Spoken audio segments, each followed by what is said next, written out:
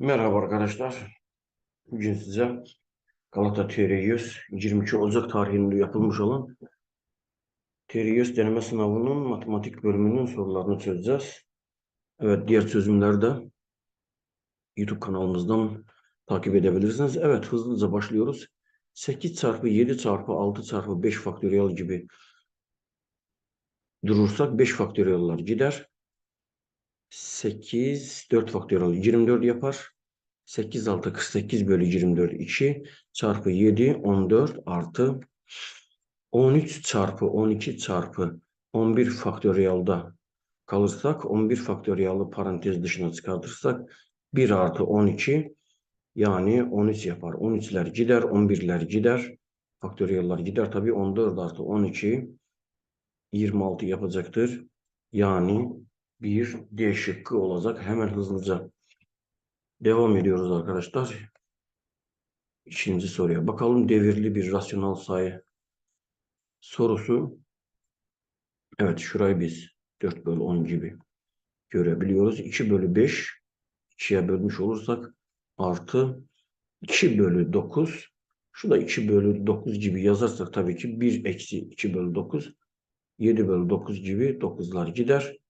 Evet, 2 bölü 5 artı 2 bölü 7 ne yapar? 35.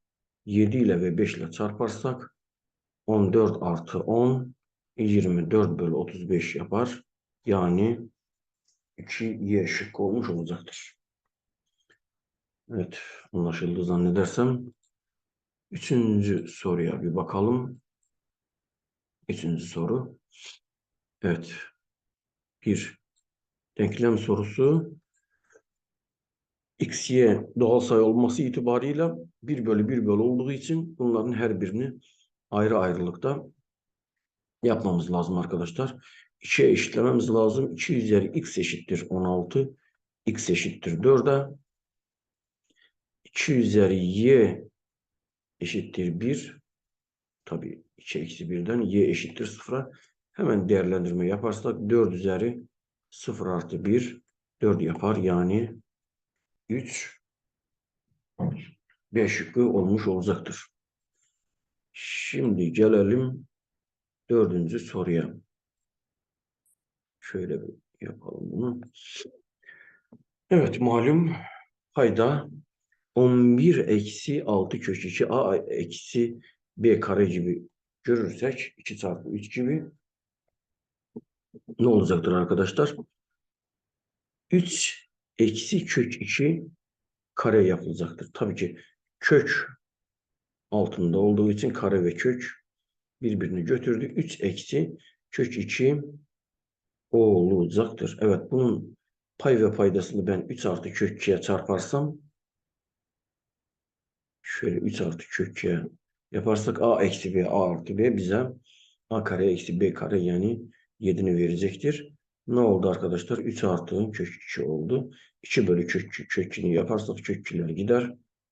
3 kalmış olur. Yani 4 A şıkkı oldu. Evet değerli arkadaşlarım. Bir taban sorusuna geldik.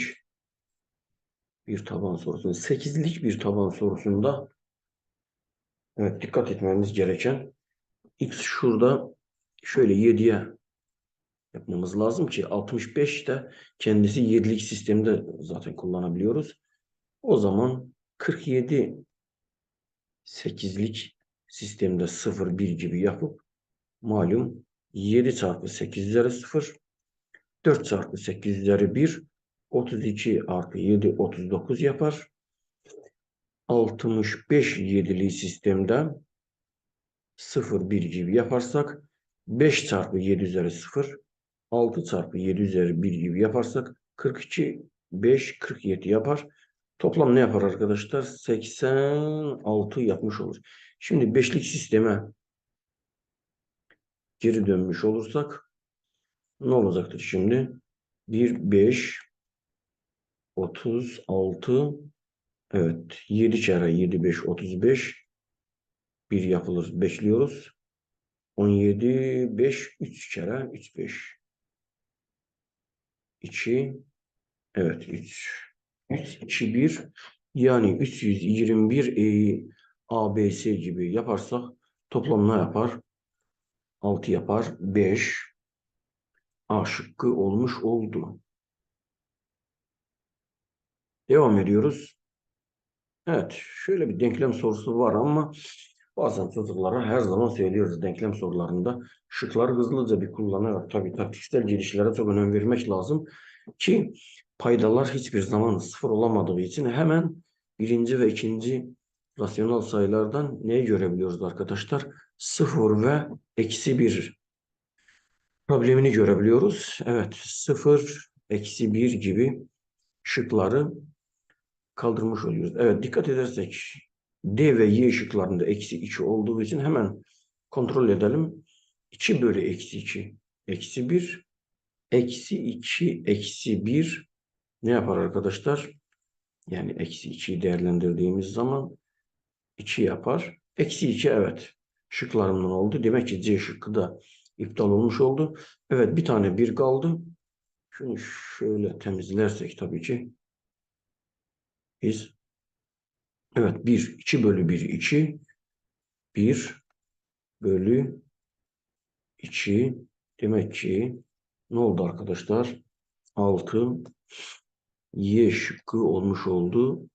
Hemen hızlıca evet bir mutlak değer sorusuna geldik. Evet dikkat etmemiz gereken bir şey var. Mutlak değer hiçbir zaman bize eksi yöntemde yürümeye hiçbir zaman izin vermiyordur. Yani x artı 5'e yani şöyle bir x artı 5'in sıfırına yani köküne dikkat edersek eksi 5 gibi bakarsak bazen sorulara da şöyle bir izah vermiş oluyoruz ki arkadaşlar 5'ten küçük rakamları kullanmamız gerekiyor ki mutlak değer içerisinde eksi yöne yardımcı olmasın. Yani eksi 4 yaparsak tabii ki eksi 6'yı yaparsak tabii problem olmuş olur. Demek ki biz eksi 5 yani menfi 5 yönünde olduğumuz zaman biz ne yapmış olacağız arkadaşlar? Eksi 5'ten daha büyük rakamları şöyle kullanmış olabileceğiz. Eksi 4 zaten pozitif sayılarda problem. İkinciye gelmiş olursak 2 dikkat ederseniz. Evet 2'den büyük rakamları kullanabilmiyoruz. Neden kullanamıyoruz? Çünkü mutlak değeri eksi yapacaktır. Dolayısıyla küçük şöyle bir rakamları kullanabiliyoruz. Eksi 5 2 aralığı olmuş olacaktır.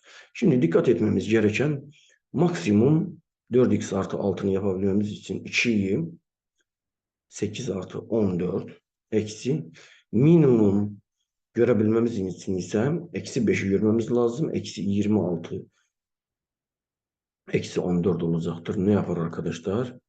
28 yani 7 C şıkkı olmuş oldu. Hızlıca devam edelim. Sorularımız bir çarpanlara ayırma sorusu. Görelim. Evet. A çarpı B A artı B ortak paydadan hemen şöyle bir yapıp A artı B'ni çarpmış olursak ne olur arkadaşlar? A kare artı 2AB artı B kare eksi A kare eksi B kare. Tabi dikkat etmemiz gereken şu eksi yönde B kareler ve A kareler gittiği zaman A artı B'ler de gider.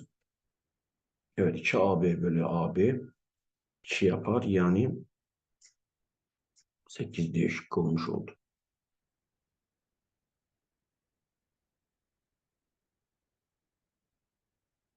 Evet her zaman gördüğümüz benzer üslü sayı sorularından tabii ki biraz daha da soruyu yani bize sorulan sorunun değiştirmişler. Ne diyor? 5 üzeri n'ler, 5 üzeri n'ler. Şurada şöyle bir 5 üzeri n çarpı 5 gibi yazarsak, taraf tarafa toplasak 5 üzeri n'ler, 5 tane 5 üzeri n eksi eksi 5 üzeri n 6 tane 5 üzeri n. 22 eksi 10. 12 yapar. Evet. 5 üzeri n bize 2'ni vermiş oldu. Evet. 2'ni vermiş olduysa hemen yerine yazarsak 5 üzeri n 12 oldu. 12 bölü 2 kaç yapar arkadaşlar? 9. B şıkkı yapar. 10. soruya gelelim. Güzel bir fonksiyon sorusu. Evet. Dikkat etmemiz lazım fonksiyonlarda. Özellikle ters ve birebir örten tanımlı fonksiyonlarda. Aşağıda tabii f bileşke f ters fonksiyon ile gidecektir. Ne var burada? F eksi 1 x artı 2 eşittir 5x 2x 3x artı 5'e. Evet. Direktmen yazabiliyoruz. Yer değiştirebiliyoruz. F 3x artı 5 x artı 2'ye yer değişimi yaptığımız zaman 3x artı 5 eşittir 20'ye. 3x eşittir 15. X eşittir 5 olmuş oldu. 5 artı 2 ne oldu arkadaşlar? 7 oldu. Yani 10 A şıkkı bulmuş olduk. Evet, 11. soru gelecek şimdi. Evet, yine bir mutlak değer sorusu. Minimum maksimum sorusu arkadaşlar. En büyük değerini bulabilmemiz için tabii aşağının en küçük olması lazımdır. Kural neydi arkadaşlar? Ayrı ayrı bunların köklerini bulursak ki 0 ve eksi 5 yapar. Evet, en küçüğünü bulmamız lazım ki 40'ı en küçüğüne böldüğümüz zaman en büyük yapsın. 0 değerlendirme yaptığımız zaman 10 yapar. Değil mi arkadaşlar? Eksi 5 değerlendirme yaptırdığımız ise eksi 5, 0, eksi 5 yapar. Evet. Küçüğünü götürmemiz lazım ki 40 bölü 5 ne yapsın arkadaşlar? 8 yapsın. Yani 11 Y şıkkı olmuş oldu. Evet. 2 metodlu bir sorudan bazen çözüyorlar formülden. Bazen hemen yerine koyarak gidebiliyorlar. Her iki tarafı karesini alırsak ne olur arkadaşlar? X artı kök X artı dıngılı dıngılı dıngılı eşittir 9 eksi 4 5 yapar. Evet, şimdi sonsuza kadar böyle gittiği için burayı şöyle bir sade bir denkleme getirmiş olursak eşittir 5'e, yine bir kare almış olursak x eşittir. Ne yapar arkadaşlar? 25 eksi 5 yani 20 12 D olacaktır. Evet, biraz daha da evet, bir çarpanlara ayırma sorusu sanki denkleme gelecekmiş gibi duruyor ama şunu a kare artı a gibi hatırlamamız lazım. A artı b kare gibi görürsek artı 4'te 1 gibi yazarsak a artı 1 bölü 2 karesi, aynı şey b kare artı b artı 4'te 1 gibi yaparsak b artı 1 bölü 2 karesi gibi görmüş olursak, tabii biz her iki tarafta 4'te 1 4'te 1 yani 1 bölü 4 1 bölü 4 gibi görürsek 1 bölü 2 sol tarafta ve 1 bölü 2 yani sağ tarafı 0 gibi görmüş olacağız. Evet arkadaşlar, şimdi denklem şu halde oldu. B artı 1 bölü 2 eşittir 0'a. Evet, kareyi unuttuk. A eşittir eksi 1 bölü 2, B eşittir eksi 1 bölü 2 gibi görürsek toplamı ne olmuş olur arkadaşlar? C şıkkı olmuş olur. 13 C şıkkı olmuş oldu. 14. Bir rasyonel sorusu daha. Ne oldu arkadaşlar?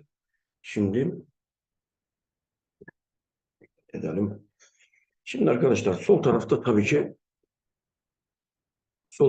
ki bir sonsuz 4 bölü 3 artı 4 bölü 3 artı gibi bir rasyonel sayı olduğu için a gibi tanımlarsak bunu ne olmuş olacaktır arkadaşlar? 4 bölü 3 artı a eşittir a'ya. Şimdi hemen denklemden a'nın 1 olduğunu görebiliyoruz değil mi? 4 bölü 4 1'e. Şimdi arkadaşlar burayı 1 gibi görürsek yeni bir x bölü dıngılı dıngılı dıngılı eşittir 3 artı 3 eksi 1 2 gibi görebileceğiz.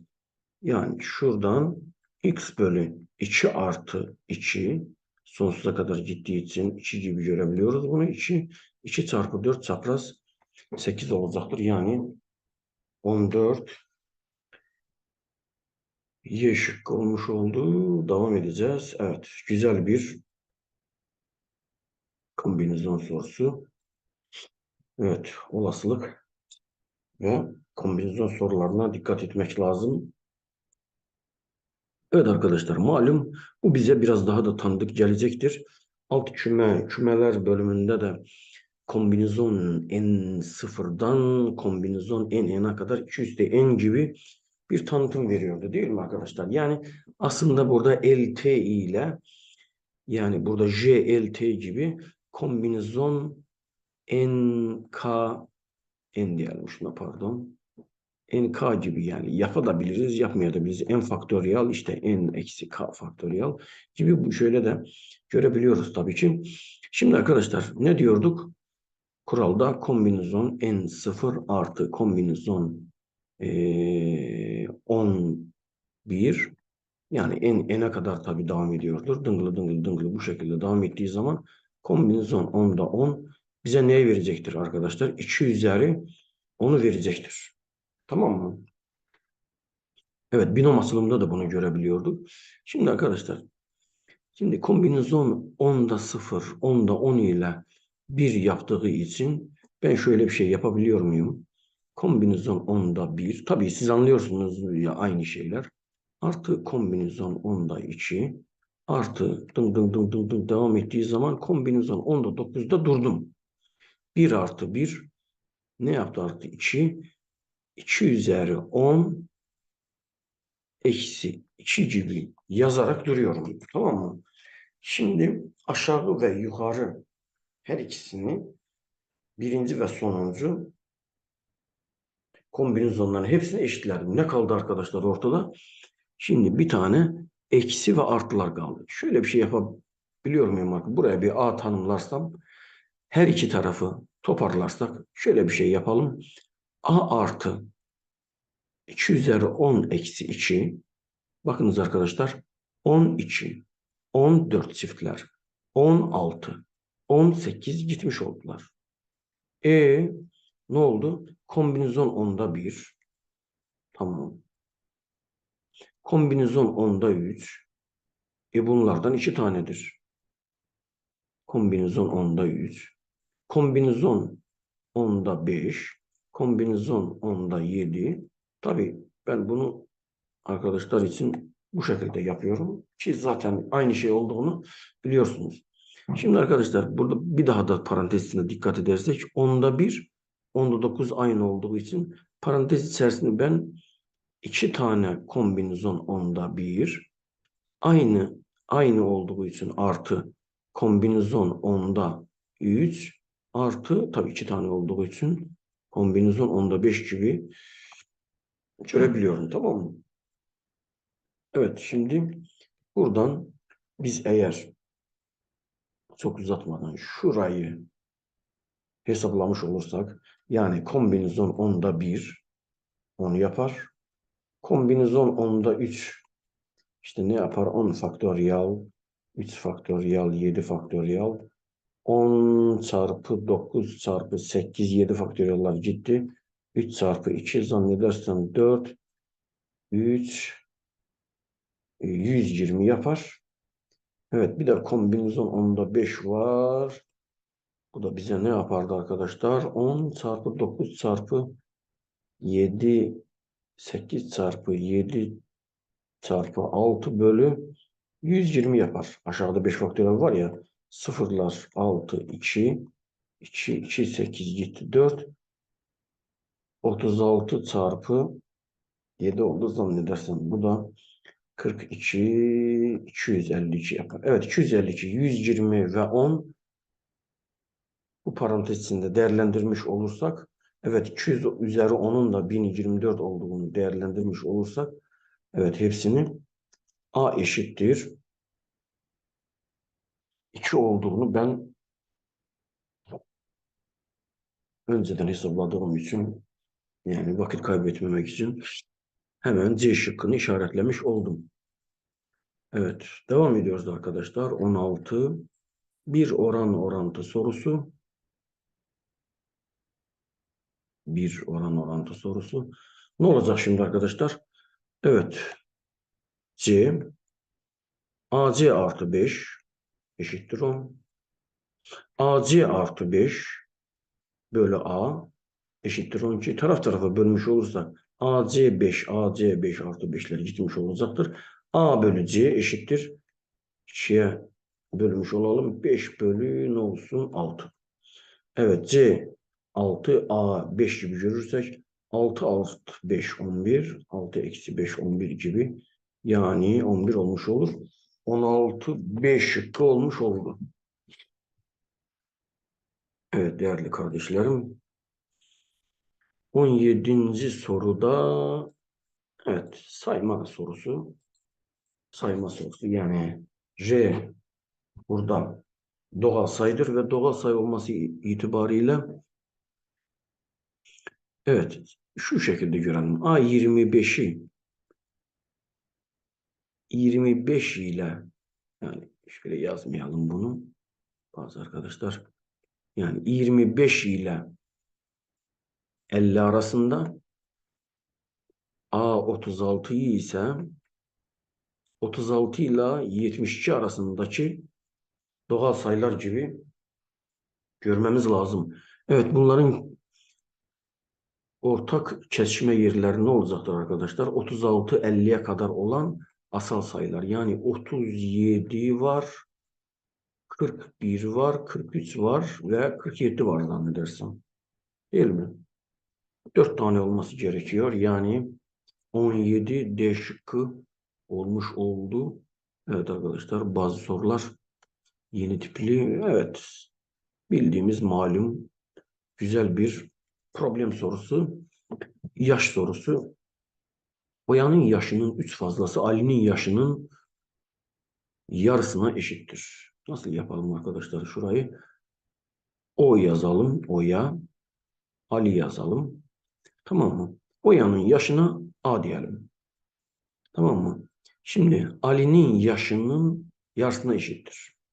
Ne yaparız arkadaşlar? Ali'nin yaşına A artı 3 söyleyip 2 ile çarparsak, tamam mı?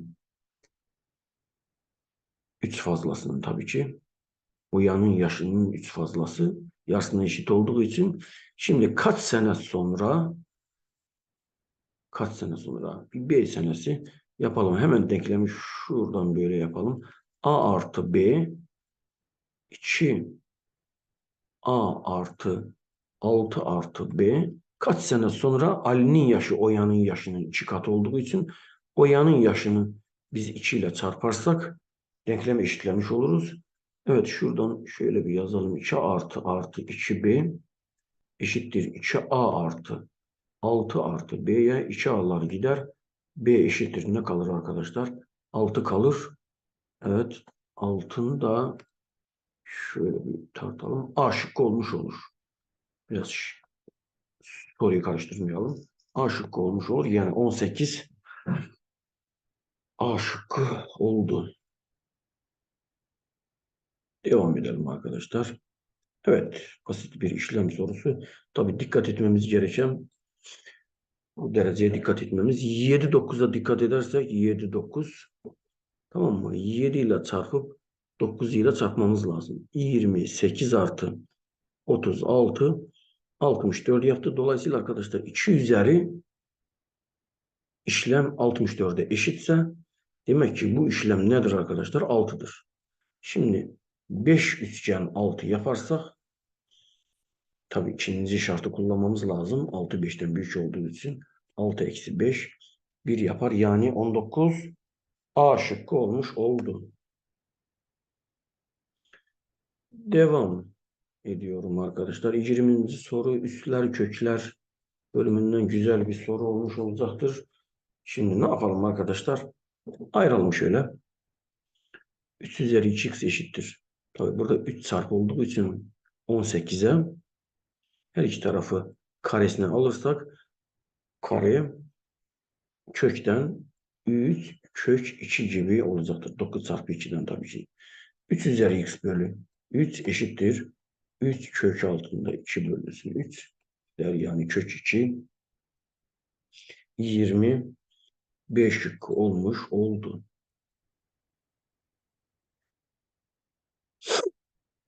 Evet.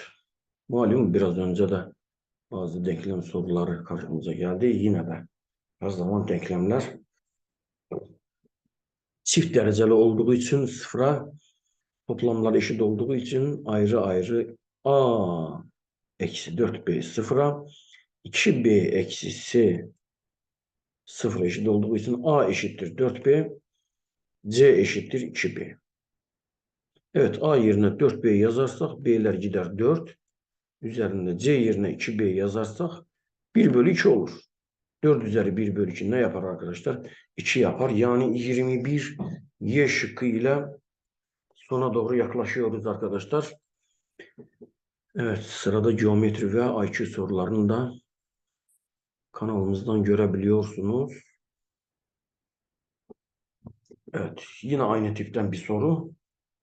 Çift dereceden kökler, mutlak değerler, çift dereceden üsler toplamları sıfıra eşit olduğu zaman onları biz ayrı ayrı sıfıra eşitleyebiliyoruz. Yani 3x eksi 1'in karesi olduğu için sıfıra 2x artı 1 eksi y sıfıra eşit olduğu için x 1 bölü 3'tür. Tamam mı? Burada yerine yazarsak eşittir y'ye 2 bölü 3 artı 1. Tamam mı? X'in yerine 1 bölü 3 koyduğum için hemen direktmen yaptım. 3 artı 2 5 bölü 3 olmuş olacaktır. Bizden 5 bölü 3 yani 22 5 şık olmuş oldu. Evet devam edeceğiz. Kaç numaralı soru gelecektir? 23 numaralı soru gelecektir. Evet sade bir polinom sorusu. Şöyle bir ekranda güzelce gözüksün. Evet C doğal sayıdır. Evet kalan bulmak için biz bölen x eşittir c'sini 5'e eşitliyoruz. Evet fark etmez yani. C kare x kare olsun. 7c kare eksi c eksi 1 5'e eşittir. 7c kare 7c kare eşit eksi c eşit 6 eşittir sıfıra. Şunu şöyle bir çarpanlarını ayırırsak 1 6 gibi yaparsak nasıl olur arkadaşlar? Eksi 1 artı 6 yani çarpmış olursak eksi 7c artı 6c demek ki 7c artı 6 c eksi 1 sıfıra evet c eşittir 1 olacaktır. Doğal sayıdan birinci parantezi iptal etmiş oldum. 23 A şıkkı olmuş oldu. Evet. Birkaç tane daha güzel soru vardır. Evet. Devamlı. Aynı tipten gördüğümüz sorulardan bir tanesi daha. Son birler basamağı modüler aritmetik bölümünde de rast gelebiliyoruz farklı sorulara. Evet. Hemen 5 faktöriyelli çözümleri her zaman diyoruz. 120 hatırlatalım. 5 faktöriyelde her zaman örnek biter. Çünkü son rakamı 0 olduğu için. Dolayısıyla 1 faktöriyel bize 1'i, 2 faktöriyel bize 2'yi, 3 faktöriyel bize 6'yı, 4 faktöriyel bize 24'ü vermiş olur. 33 yapar.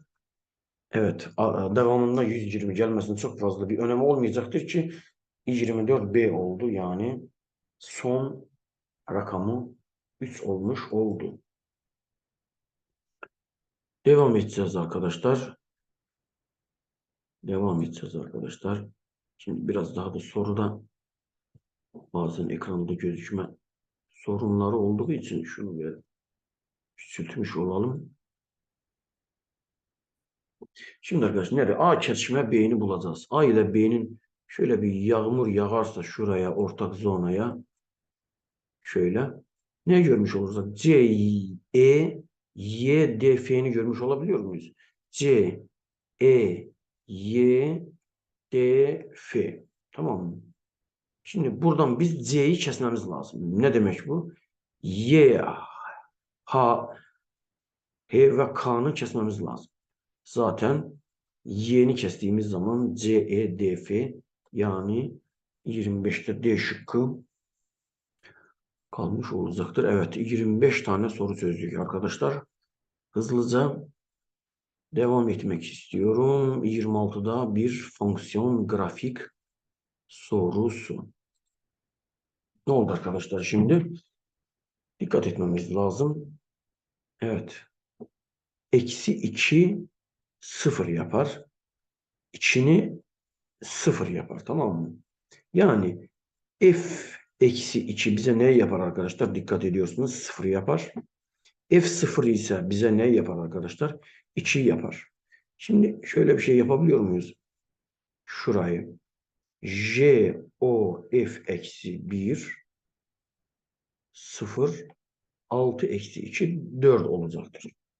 Şimdi arkadaşlar f eksi 1 sıfırı ayrıca bakmak istiyorum. Ters fonksiyon olduğu için tersten yani sıfırdan eksi 2'ye gelmem lazım. Yani j eksi 2 bize ne vermiş oldu arkadaşlar? 4'ü. Şimdi arkadaşlar buradan a'nı bulmamız lazım. X yerine eksi 2'nin kubu eksi 8a eşittir 4. A eşittir eksi 1 bölü 2 olmuş oldu. Eksi 1 bölü 2. Şimdi bize ne istiyor? C'ni. Eksi 1 bölü 2 olduğu için J fonksiyonumuzda biz içini yaparsak J2 eksi 1 bölü 2 çarpı 2 kubu 8. 8 2 4 gider. Ne yapar arkadaşlar? Eksi 4 eksi 1 bölü 2. Eksi 9 bölü 2 26 A şıkkı olmuş oldu. Evet, birkaç tane daha güzel sorumuz var arkadaşlar. Ramil öğretmen çok iyi bir öğretmendir. Yazdığı soru da çok iyi bir sorudur. Evet, yazdığı rakam da bakalım bize neyi öğretecek. Ramil öğretmen matematik dersinde tahtaya bir doğal sayı yazıyor. Tamam mı? Tamam yazsın. Yazdığı sayı çift ise sayının yarısını ikiye bölme kolay oldu ya Ramil öğretmen için. Tek ise bir fazlasının yarısını alıyor. Bir fazlasını yaparak yarısını alabiliyor. Yani artı 1 bölü 2. Mesela aşağıda örneğin veriyor. 9'u 2'ye bölemediği için ne yapıyor arkadaşlar? 1 artı 5'e.